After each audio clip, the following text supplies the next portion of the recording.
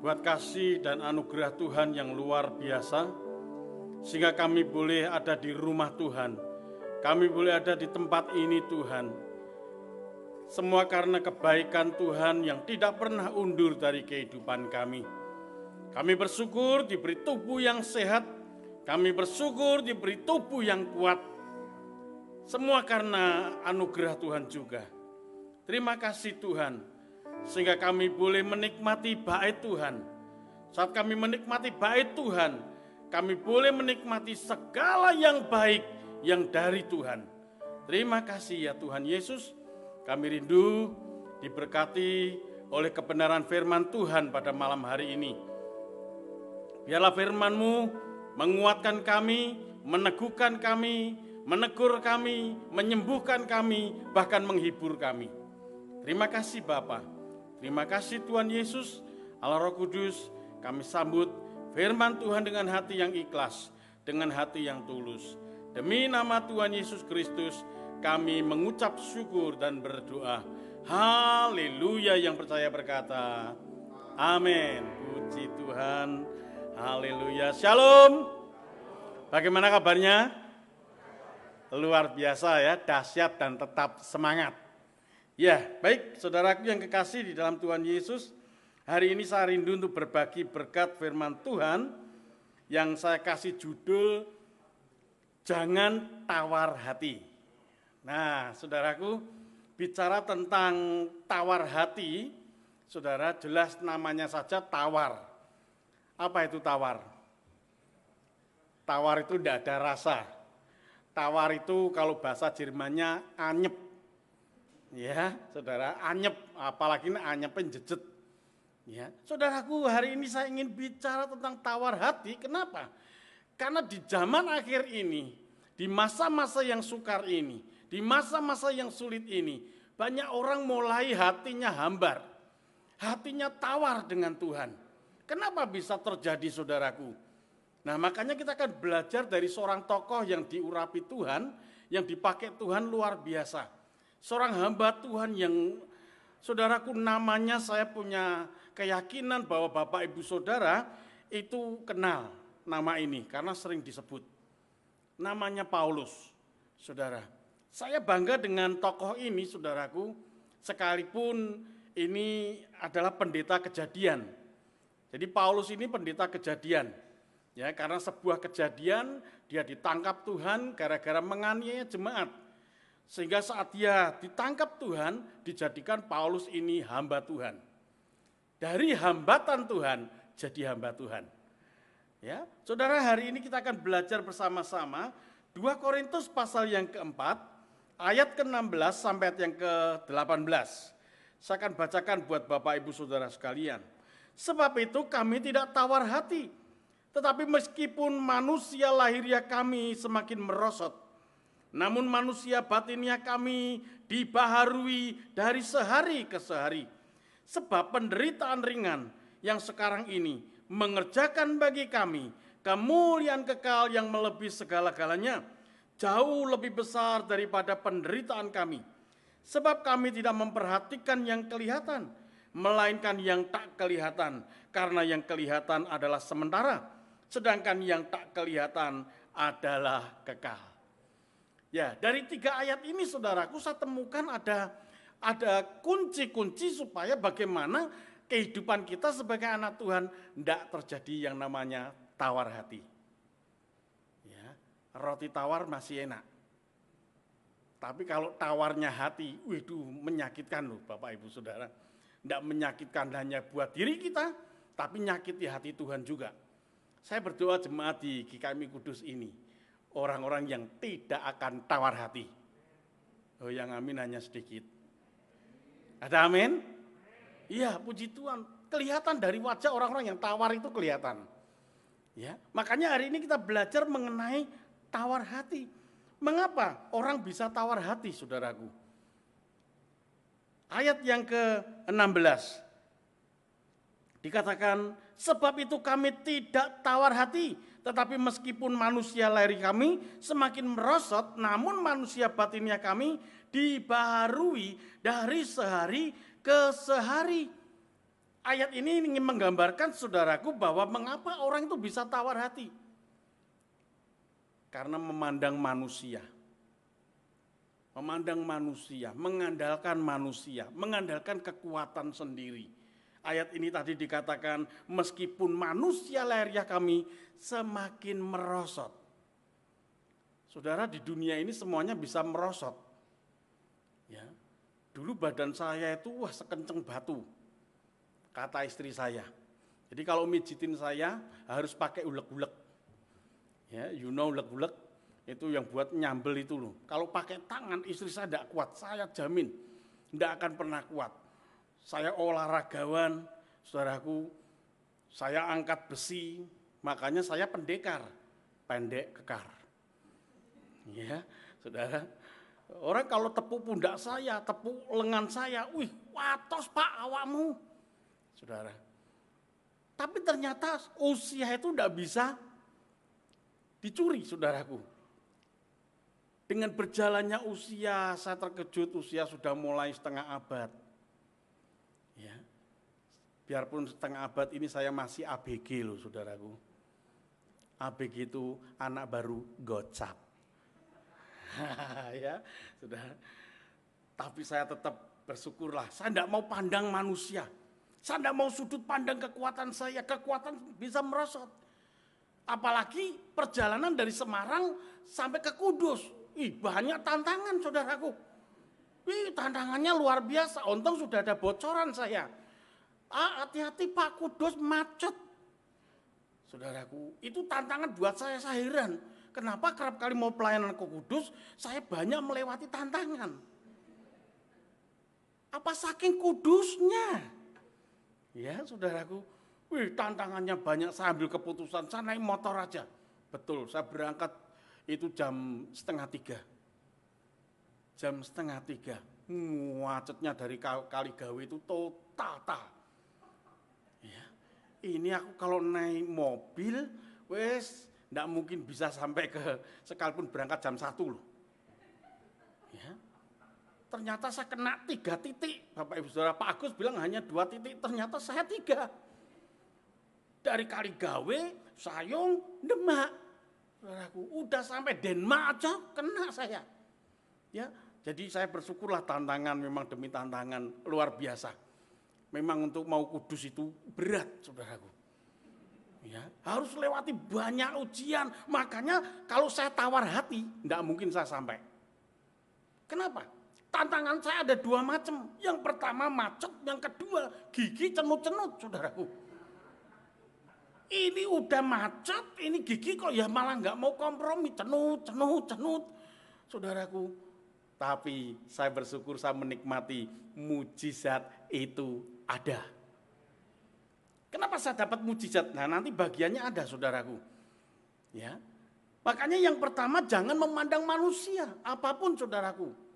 Kalau kita memandang manusia pasti muncul yang namanya kecewa. Kalau sudah kecewa, sakit hati. Kalau sudah sakit hati, sampai jadi tawar hati. Kenapa orang selalu berkata, sudah Tuhan-Tuhanan, itu sudah tawar. Kalau ada orang yang berkata di dunia ini, aku tidak mau Tuhan-Tuhanan, saya nomor 1 yang bilang saya setuju. Di dunia ini tidak ada Tuhan-Tuhanan. Onone Tuhan tenanan. Oh ya kan? Ya. Apalagi kalau sudah nyebut rasa gereja-gerejonan. Aduh. Saya bersyukur di Kudus ini benar-benar gereja tenanan. Ya, makanya Anda bisa hadir di tempat ini. Ada yang mau datang di gereja-gerejonan? Saya rasa tidak ada ya, saudaraku, tidak mungkin bisa masuk. Karena gereja-gerejonan mainan. Ya. Jadi yang pertama jangan pernah mengandalkan manusia, mengandalkan kekuatan kita sendiri. Manusia kekuatannya terbatas. Tadi Paulus berkata, manusia jasmani kita bisa merosot. Ya. Sekalipun dapat sebutan top itu ternyata tuompong perot. Ya. Saudara, hari ini yuk tetap andalkan Tuhan. Dia sumber dari segala sumber kehidupan kita. Saudara, sejak corona datang di Indonesia pertama kali, saudaraku, COVID-19. Ya, banyak orang mulai ketakutan, sampai akhirnya tidak boleh berangkat pergi ke gereja, takut kena COVID. Saudaraku, anak Tuhan tidak perlu takut COVID, apalagi Mas Fit. Ya, Kang Fit apalagi. Saudaraku, COVID itu karena datangnya dari China. Dari Wuhan, saudaraku. Makanya disebut COVID. Coba kalau datangnya di Jawa, Mas Fit. Di Sunda, Kang Fit. Yang keren, David. Ya, itu dari, saudaraku, dari mana tuh yang kalau manggil abang itu Da. Ya, sudah dari Sumatera mungkin ya. Ya, jadi saudaraku, ini satu bentuk dari kehidupan kita supaya kita tidak tawar hati. Jangan sekali-kali mengandalkan kekuatan kita sendiri. Andalkan kekuatan Tuhan. Dia sumber dari segala sumber kekuatan kita. Ya, makanya saya bersyukur sekali hari ini saya bisa menang. Saya khotbah bisa dengan suara yang lantang tanpa gendala sakit gigi, saudaraku. Tadi mau mampir beli obat, Roh Kudus bilang, imanmu mana? Waduh, iman, yaudah. Bilur-bilur Tuhan Yesus menyembuhkan sakit gigiku. Pok, di jalan tak tampok, pok. Malah tambah cenut-cenut, saudaraku. Ya. Akhirnya mampirlah saya sampai di pom bensin itu yang dekat itu daun itu. Ya, sampai di situ saya berhenti di situ, saya berdoa dulu di situ sambil makan Indomie itu, saudaraku. Ya. Tak kayak sing panas sisan toh. Tak template Indomie itu ternyata obatnya itu Indomie. Karena ndredeg saya sudah lapar, saudaraku. Ya. Jadi ternyata kalau orang sudah lapar itu muncul macam-macam, saudaraku. Ya, bisa satu kunang-kunang, ya. Dua ini gigi sut gitu. Begitu tak kasih Indomie, wah Roh Kudus itu benar-benar luar biasa. Kasih Indomie seleraku, langsung sembuh. Saya bisa khotbah dengan senyum pun ya enggak senyum yang gembandul, ya kan. Apakah tertawa saya gembandul kan? Ya enggak. Saya bisa tertawa dengan lebar. Ya. Makanya saudaraku, andalkan Tuhan, Anda tidak akan kecewa. Yeremia pasal yang ke-17 ayat yang ke-5 sampai ayat yang ke-6 dikatakan, beginilah firman Tuhan, terkutuklah orang yang mengandalkan manusia, yang mengandalkan kekuatannya sendiri, dan yang hatinya menjauh daripada Tuhan. Ia akan seperti semak bulus di padang belantara. Ia tidak akan mengalami datangnya keadaan baik. Ia akan tinggal di tanah angus, di padang gurun, di negeri padang asin yang tidak berpenduduk. Saudaraku, ini satu ya kenyataan kalau orang mengandalkan manusia. Dampaknya ya seperti ini, saudaraku. Ya, jadi jangan andalkan manusia tapi andalkan Tuhan. Kalau Anda baca ayat yang berikutnya 7 dan 8, diberkati orang yang mengandalkan Tuhan. Ya, yang kedua, saudaraku, kenapa orang bisa tawar hati? Yang kedua, karena orang itu menjauhi Tuhan. Jauh dari Tuhan, memang sengaja menjauhi Tuhan. Kalau Anda baca Ibrani pasal yang ke-12 ini, ayat yang ke-15, dikatakan jagalah supaya jangan ada seorang pun menjauhkan diri dari kasih karunia Allah. Saudaraku, bagian A saja dikatakan menjauhkan diri dari kasih karunia Allah. Kalau Ibrani 10:25, jangan kita menjauhkan pertemuan-pertemuan ibadah kita dengan Tuhan. Karena ternyata ada banyak orang yang menjauhkan diri dari pertemuan-pertemuan ibadah. Saya bersyukur hari ini Anda bisa datang beribadah. Anda berarti orang-orang yang tidak menjauhkan diri dari Tuhan. Amin. Orang yang mau mendekat, melekat kepada Tuhan, pasti Tuhan mencukupi apa yang kita perlukan. Saya hari ini terima mujizat luar biasa. Saya beberapa saat yang lalu melanjutkan kuliah, Bapak Ibu Saudara. Ya, saya lanjutkan lagi. Ya, kalau secara keuangan saya tidak berani, saya melanjutkan kuliah. Tapi secara iman saya berani melangkah. Karena saya berdoa dan Tuhan berkata, lanjutkan. Kalau lanjutkan berarti Tuhan yang pelihara. Akhirnya saudaraku, tanggal 12 besok saya sudah mulai diwisuda. Dan ternyata ada tagihan dari pihak sekolah STTS, saudaraku. Sekolah Tinggi Teologi Sangkakala. Saya dapat tagihan, terkejut saya. 4.500.000 kurangnya. Waduh, 4.500.000. Saya sudah berkata, aku tidak usah diwisuda, tidak apa-apa. Wes tidak apa-apa. Loh Pak, ya iman-iman Pak, wong sudah 2 tahun ini Bapak melanjutkan kuliah, kok tidak diwisuda? Tidak apa-apa, yang diwisuda biar anak saya saja. Karena anak saya juga akan diwisuda. Jadi biar uangnya buat anak saya. Tadi siang, saya tuh ditelepon sama temen. Saya angkat, Shalom, bagaimana? Pak Mariono, lah mau WA saya dibaca. Oh ya, saya buka WA, saya baca. Pak, saya kirim berkat buat bayar kuliah Pak Mariono. Dan saya kirim berkat sama buat jajan Pak Mariono. Loh, kalau Tuhan memberkati ada plusnya. Oh ya kan? Saya jajannya berapa? Saya cek, ternyata dia kirim berkat jajan saya 2,5 juta.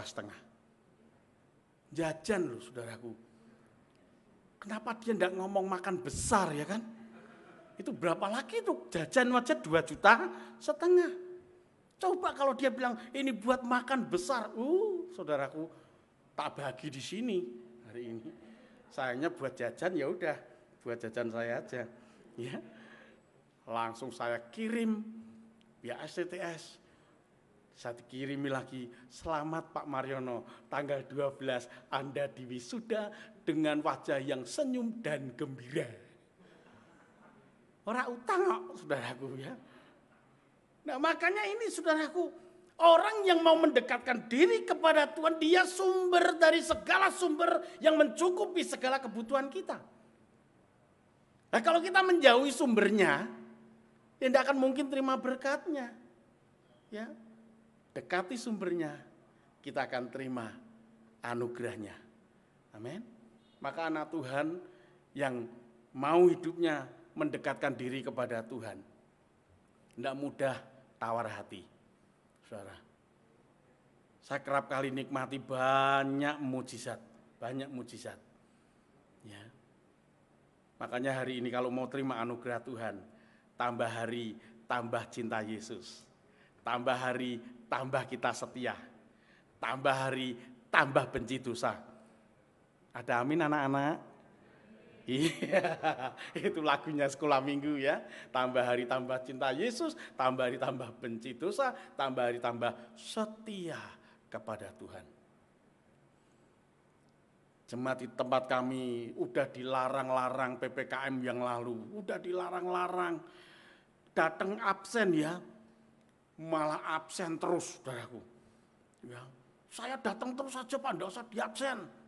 Absennya enggak laku, saudaraku. Enggak mau absen, tapi datang semua.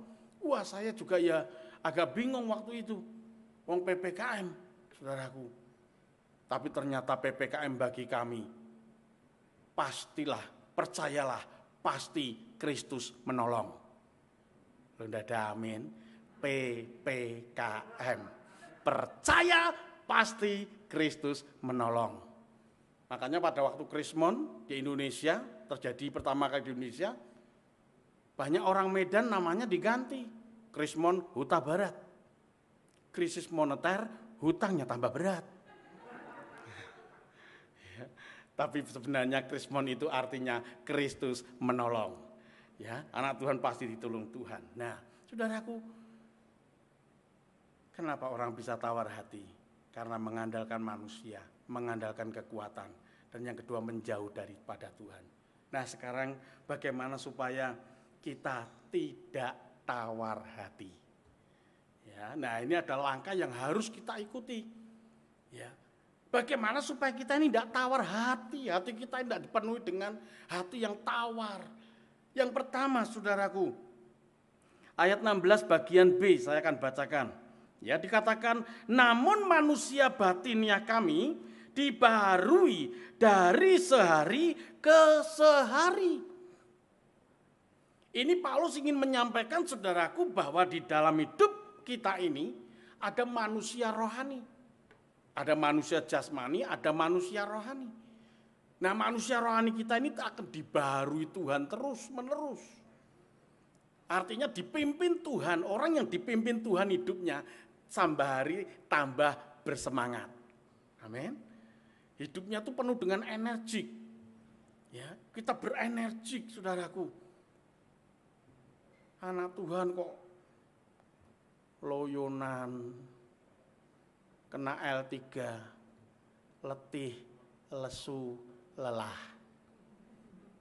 Tambah satu lagi loyo. Maka saya bersyukur tadi pemimpin pujian nyanyinya dengan semangat. Semuanya semangat, pemain drumnya juga semangat. Oh saudara, saya kalau main drum ambrol kabeh. Saking semangatnya saudaraku sampai tidak boleh main drum akhirnya.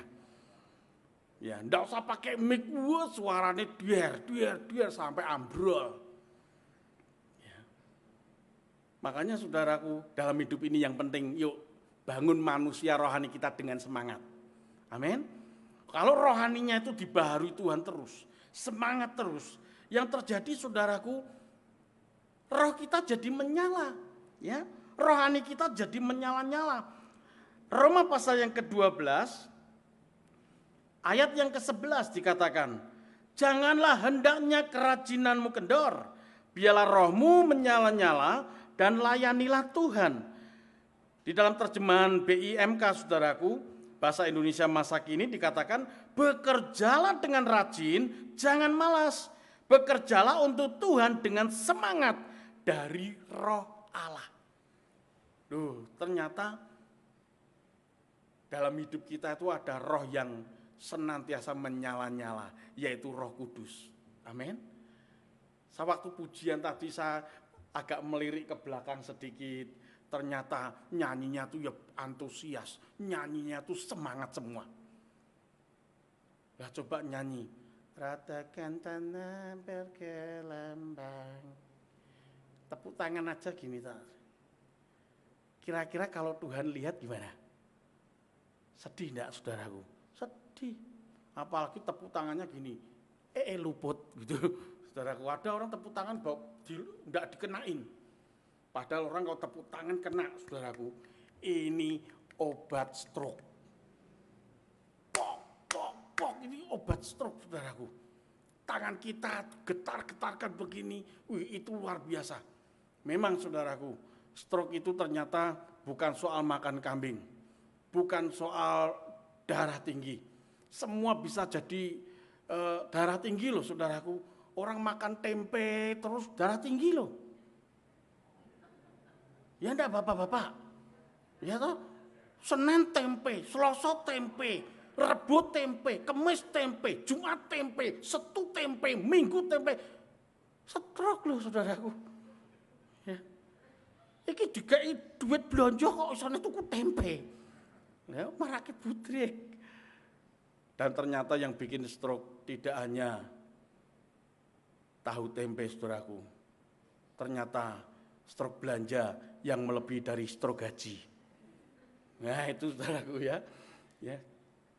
Makanya kalau saya belanja dengan istri saya lihat baju yang cukup bagus begitu, dia tunjukin saya, "Jo, aku seneng yang ini, Jo." Saya tak lihat di kerahnya dulu. Kerahnya biasanya itu jelek. Tak lihat, wah ini jelek. Kenapa saudaraku? Mosok toh apik lho, Jo, kerai elek. Coba lihat toh kerai. Dilihat kerai, ternyata ada labelnya harga, saudaraku. Iya lah itu jadi elek.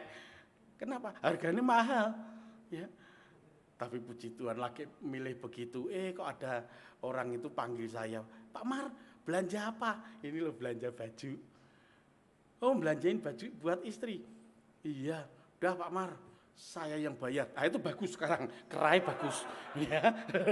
Wes ambil Jo, ora sido elek lho ya toh. Ya, puji Tuhan lah itu berkat ya. momen-momen seperti itu ya langka, padahal doa saya selalu begitu. Ya, ya. Jadi saudaraku, buat hidup kita bersemangat, buat hidup kita berenergi. Jangan hanya minum Patikon baru energi, enggak. Isi hidup kita dengan Tuhan, maka bergairah senantiasa. Ibadah itu bergairah Bapak Ibu Saudara. Ibadah itu dengan senang. Makanya Paulus berkata, ibadah yang disertai dengan rasa cukup, rasa gembira, rasa syukur, itu mendatangkan keuntungan.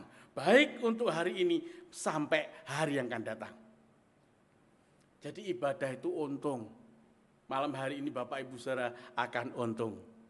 Karena yang datang dengan semangat. Saya bersyukur Anda menanti saya dengan semangat Bapak Ibu Saudara. Aku ngerti orang yang dalan itu dinteni wong GKMI, aku ngerti. Sampai bibir saya tuh keder-keder loh Bapak Ibu Saudara. Ya, aku mesti dirasani orang GKMI. Pak Marko rak teko-teko, Pak Marko ndak dateng-dateng. Ya, ternyata sudah dibel-bel sama Pak Agus saya. Ya. Saudaraku, jadi saya bersyukur melayani Tuhan dengan semangat. Tantangan kayak apa? Mau dibunuh orang gara-gara memberitakan Injil, tapi kami tetap memberitakan Injil dengan semangat. Di bis Purwodadi kita main musik, kita main gitar, nyanyi di bis, memberitakan Injil. Enggak ada rasa takut, tambah semangat. Sampai ada pemusik yang lain mau masuk ke bis itu enggak jadi. Karena sudah ada pengamen yang di dalamnya. Pengamennya pengamen Kristus padahal. Saudara, kita nyanyinya lagu Jawa lagi. Eling-eling menungso bakale mati. Malah ono sing jawab, apa yo? Mandek tuh aku gitar ini. Terus saya jawab, pancen iyo. Manusia bakal mati. Ya. Nah, jadi di sini kita perlu dorong hati kita, manusia batiniah kita. Kita hidupi. Manusia rohani kita isi terus dengan firman Tuhan. Dengan doa. Anak Tuhan yang banyak berdoa. Pasti manusia rohaninya kuat. Tidak akan mudah tawar hati. Ya. Kenapa orang bisa tawar hati? Karena tidak pernah berdoa. Kalau orang berdoa tidak mungkin tawar hati. Ya. Saya jamin itu Bapak Saudara. Karena orang banyak doa itu kesabarannya itu luar biasa. Ya. Kenapa bisa tawar hati? Hidupnya tidak diisi firman Tuhan. Kalau hidup ini diisi dengan firman Tuhan, firman itu pasti menguatkan kita, firman itu meneguhkan kita. Yang berikutnya, manusia rohani kita harus kita bangun lewat pujian dan penyembahan. Orang yang suka memuji Tuhan, menyembah Tuhan Bapak Ibu Saudara, di dalam pujian firman Tuhan berkata, ada kuasa. Amin. Sepanjang perjalanan saya nyanyi terus. Saudaraku, nyanyi tidak pernah berhenti. Wes durungoke wong wis ben, aku pokoknya nyanyi. Nyanyinya haleluya 12 kali. Saudara. Haleluya, banter-banterke memang sengaja. Lah aku ya kepanasan kok, saudaraku. Ya, wis kepanasan ternyata pujian itu membuat hati ini adem. Saya nyanyi haleluya, mata. Sini lihat saya. Sampai di depan itu iso jalan saya tidak ngerti. Gara-gara saya tengok kanan, tengok kiri. Ya. Maju lagi, nyanyi terus. Sampai di Kudus saya nyanyi. Berhentinya waktu makan Indomie. Ya. Nyanyi terus, ternyata enak. Tidak terasa loh. Macet begitu lama, tidak terasa. Kenapa? Ada pujian yang saya nyanyikan. Loh saudaraku, kalau kita nyanyi dengan sungguh-sungguh, dengan semangat, surga itu bergelora. Surga bergoncang. Kalau tidak percaya, tak kasih tahu ya. Waktu saya nyanyi tadi, itu malaikat kan do nyanyi juga. Disuruh berhenti mbak Tuhan loh. Kat, mandek sik. Mariono nyanyi. Loh. Seluruh malaikat di surga berhenti hanya gara-gara mendengarkan nyanyian haleluya 12 kali. Kok tahu, Pak? Ya nanti kalau saya sudah di surga tak kasih tahu. Ya. Saya bangga dengan Daud, Bapak Ibu Saudara. Daud di dalam Mazmur 103 ayat 1 sampai ayat yang kedua dikatakan, dari Daud, pujilah Tuhan, hai jiwaku, pujilah namanya yang kudus, hai segenap batinku. Ayat yang kedua, pujilah Tuhan, hai jiwaku, dan janganlah lupakan segala kebaikannya. Sampai Daud itu bilang, saudaraku, hai jiwaku, pujilah Tuhan.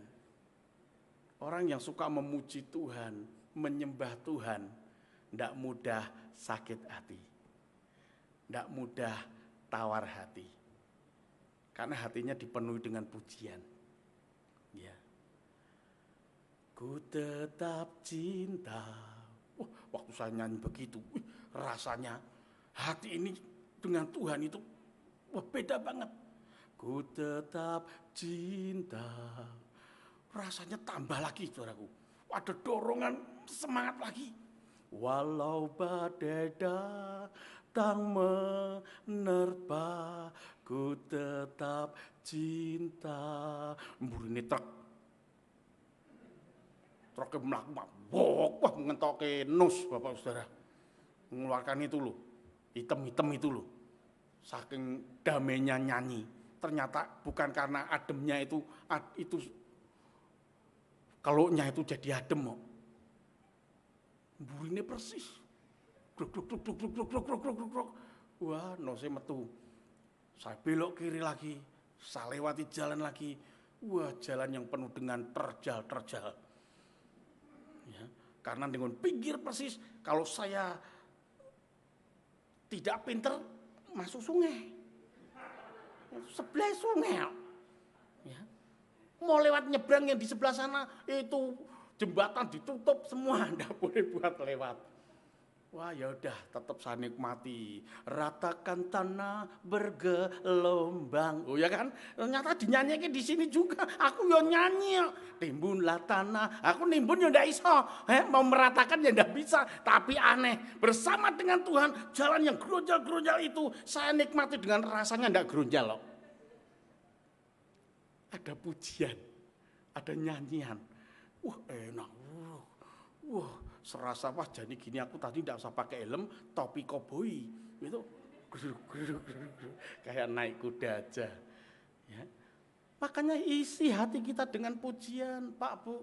Orang India kenapa seger-seger awake? Saya pelayanan di Nepal. Itu ternyata orang Nepal itu wah, seger-seger, laki perempuan ketok seger-seger. Ternyata nyanyi. Senengnya nyanyi, senengnya nari, ya kan? Orang India kan senengnya nari, nyanyi. Bedanya orang Indonesia dengan orang India. Orang India ketemu pohon besar nyanyi.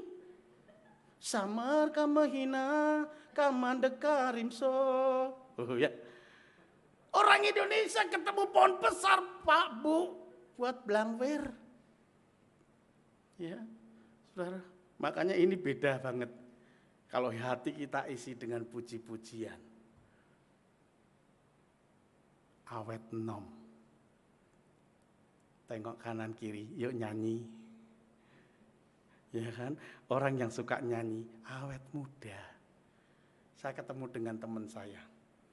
Makanya saya waktu ditanya, zaman Pak Harto dan zaman sekarang, enak mana? Teman saya tuh bilang begini, enak zaman Pak Harto. Loh kok bisa? Ya zaman Pak Harto aku cek nom. Cek ganteng. Lah aku saiki wis tuwa elek.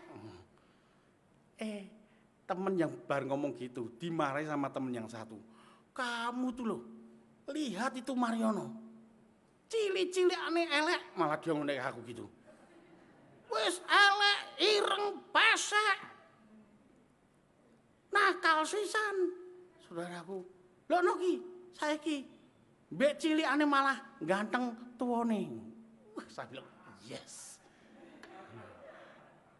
Saya bilang, kowe butuh duit piro? Tak gitu kan loh. Lah memuji kok saudaraku. Saya tanya sama istri saya, Jo, dhisik mbek saiki aku ganteng ndi, Jo? Ya ganteng saiki lah. Mau dhisik kowe tak tolak. Ternyata sekarang kan enggak. Mau berangkat ini loh Bapak Ibu Saudara. Dia bilang begini, bojoku yang ganteng. Teratap saya. Ana apa? Nek numpak motor hati-hati, ora usah ngebut-ngebut, aja banter-banter. Karena saya kalau naik motor gaspol rempol. Saudaraku.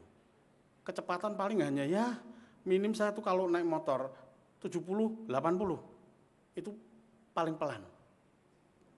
Makanya saya bilang, aja banter-banter ya. Lah napa toh? Soalnya kowe saiki tambah ganteng. Langsung tak kayak 1.000 lho Bapak Saudara. Ya wis noh tak tinggal sik 1.000. Tambah seneng pipiku cekel dewet-dewet diciumi. Loh ya kan? Kenapa? Saya senengnya nyanyi. Ngilo mbek nyanyi. Luar biasa lagi. Hati yang gembira. Nganggo haha.